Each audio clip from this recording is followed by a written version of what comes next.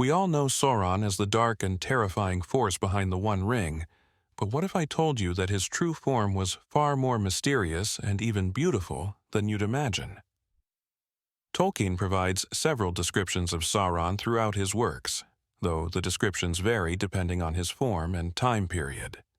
Sauron's physical appearance changes over time as he loses the ability to assume a fair and beautiful shape after his corruption and defeat in Numenor.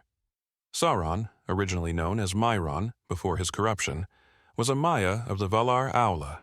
In this form, he was incredibly powerful, wise, and fair in appearance. Tolkien never gives a direct physical description of Sauron in his original uncorrupted form, but as a Maia, he would have been ethereal and could take on a beautiful, radiant, and angelic appearance.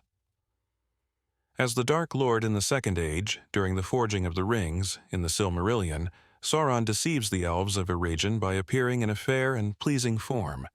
He takes on the guise of Annatar, Lord of Gifts, to teach them the art of ring-making. Tolkien does not go into minute physical detail, but it's clear that Sauron looked noble, wise, and charismatic. He had to be persuasive and attractive enough to win over the elves, which suggests he was beautiful and regal in appearance. The elves described him as a benefactor and trusted him enough to craft the Rings of Power under his guidance. But everything changed after his fall in Numenor. Late Second Age and beyond. After Sauron's physical body was destroyed in the downfall of Numenor, he could no longer take a fair form.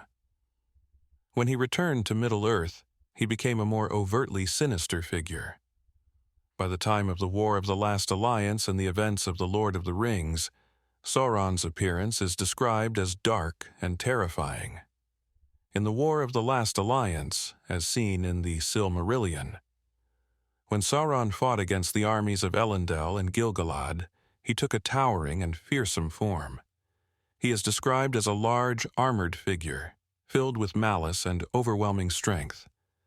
This form was meant to terrify his enemies, showcasing his great physical power as well as his cruelty. The Eye of Sauron in The Lord of the Rings. By the time of The Lord of the Rings, Sauron no longer has a physical form that is directly described. Instead, he is represented as the Great Eye, a symbol of his ever-watchful power and malice.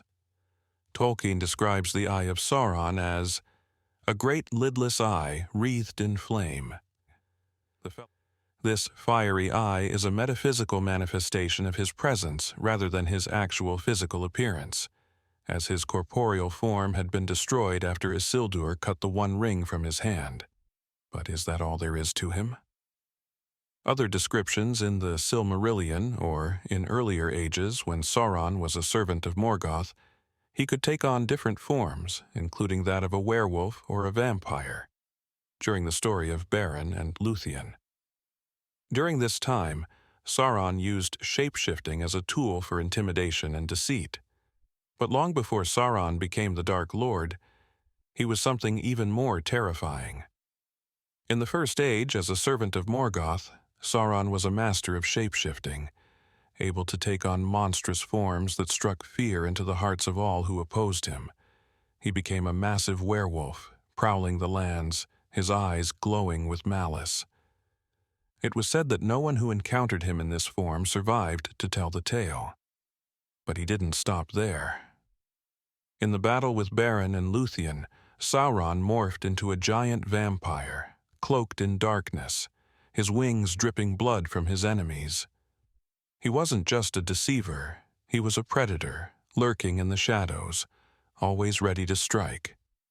So the next time you think of Sauron as simply the Eye, remember that in his darkest days he could be anything and anyone, waiting, watching, until the moment was right to unleash his full, terrifying power once again.